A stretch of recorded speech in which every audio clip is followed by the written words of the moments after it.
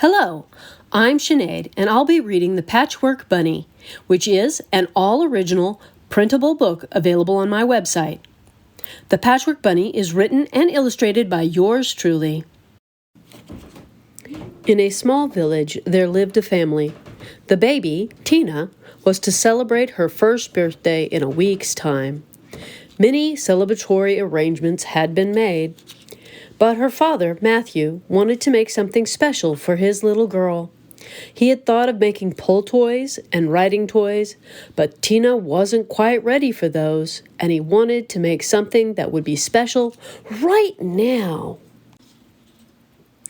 Well, chores still needed to be done. He had a pile of clothes that needed to be sorted, as his wife, Tessa, was sure some of them were ready to be thrown out. When finished, Matthew had collected a small number of worn-out and stained clothing, but as he touched each garment, there were special memories and feelings associated with each.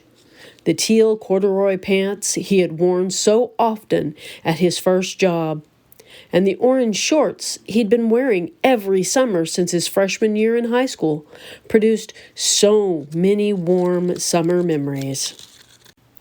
Then there was the lavender flannel shirt he'd been wearing the day Tina was born, which now had a taco sauce stain down the front and a tear in the sleeve. And his eyes misted up as he caressed his grandfather's olive-colored wool shirt.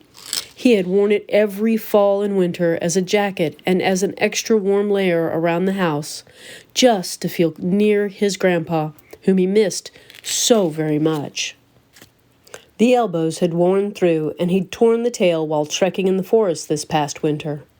It was so hard to part with these tangible pieces of his past. Then his eyes settled on the rust-brown velvet dress that Tessa wore every Yule season. She was always so beautiful in it, but now the zipper had broken.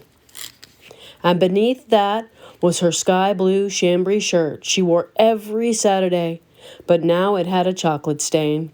As he stood there, lost in memories, it suddenly occurred to him that he could use the good bits of fabric from these clothes to make that special present for Tina.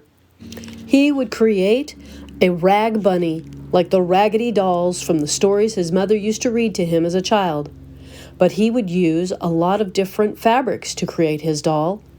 After picking out which garment would be each part of the bunny, he decided to only cut a small heart out of the inside hem of the velvet dress so that he could try and fix the zipper and surprise Tessa with it.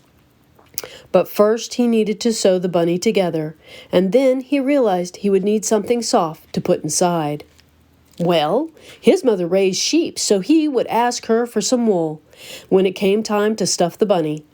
He would begin by stitching a face with a few embroidery stitches that he knew. He was so grateful for the fiber arts classes he'd been forced to take in high school, because now he had the skills to make this very special gift.